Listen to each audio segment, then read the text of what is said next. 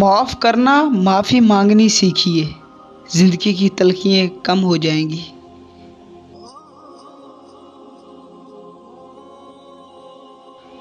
حسد کی اس سادہ اور آسان تعریف میں نے ابھی تک نہیں پڑھی۔ حسد رب کی تقسیم سے اختلاف رکھنے کو کہا جاتا ہے۔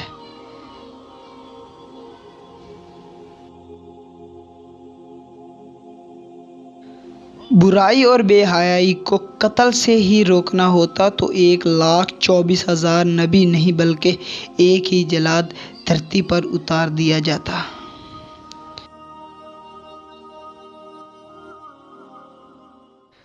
حضرت علی رضی اللہ تعالیٰ عنہ نے فرمایا، جانور میں خواہش اور فرشتوں میں عقل ہوتی ہے، انسان میں دونوں ہوتی ہیں۔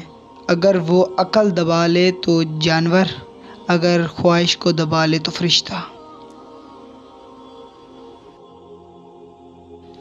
جب رزق میں تنگی محسوس ہو تو غور کر لیا کرو کہ ماں باپ کے لیے دعا کرنا تو نہیں چھوڑ دی۔